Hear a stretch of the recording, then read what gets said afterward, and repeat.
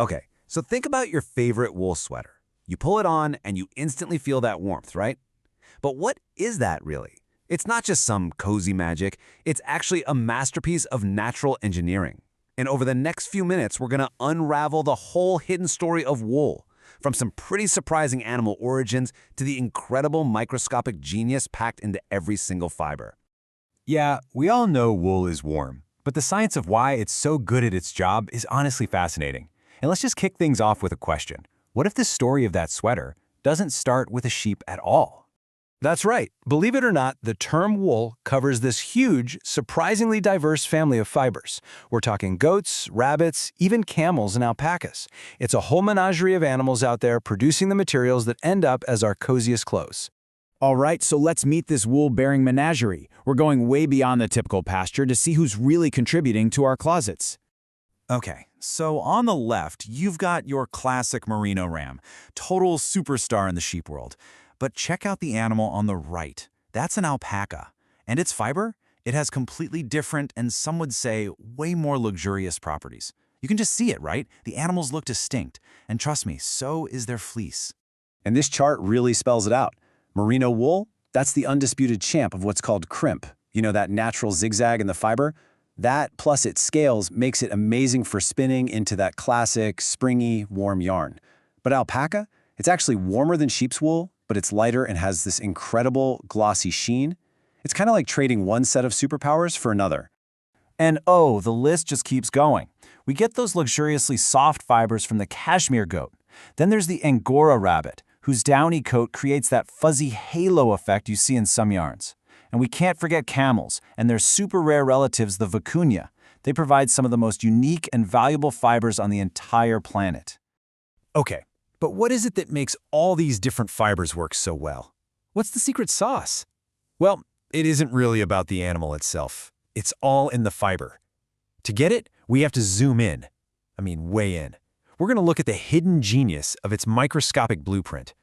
So check this out. Every single wool fiber is basically a little masterpiece of natural engineering. It's not just a simple strand. Think of it like a complex cable. It has three main parts: an outer protective layer called the cuticle, the main core, which is the cortex, and sometimes a little central channel called the medulla. The real magic starts with that outer layer, the cuticle. Look at it, it's covered in these tiny overlapping scales, just like shingles on a roof. It's such a clever design. It has this waxy coating that makes liquid water, like rain, just bead up and roll off. But here's the crazy part. It lets water vapor, like your sweat, pass right through to be absorbed by the fibrous core. So it's both waterproof and breathable. And here's an even closer look at those overlapping scales. This exact structure is the reason wool can feel dry to the touch even when it's absorbing a ton of moisture. It's also why it naturally sheds dirt. I mean, come on, it's basically a self-cleaning, breathable, and water-repellent design all in one. So when you put it all together, all these tiny microscopic features add up to wool's famous superpowers. You've got the crimp, which traps air for insulation. You've got the scales we just saw, which repel water and dirt. The core is amazingly absorbent, and the whole internal structure gives it a natural stretch and even makes it fire-resistant. It's pretty incredible stuff. So how absorbent are we talking? Get this. A single wool fiber can soak up to 30% of its own weight in moisture before it even starts to feel damp. 30%. That's exactly why a wool-based layer is such a game changer for keeping you comfortable when you're hiking or working out. Okay, so we've met the animals, we've geeked out on the science, now let's talk about the journey. How does that fluffy fleece on an animal's back actually become the finished product you buy in a store? It's a huge journey that involves a massive global industry. And when I say massive, I mean it. Every single year, the world produces about 2 million tons of raw wool. Just try to picture that. It's a staggering amount of fiber that has to be collected, cleaned, and processed before it can become, well, anything useful. It all starts with shearing, of course.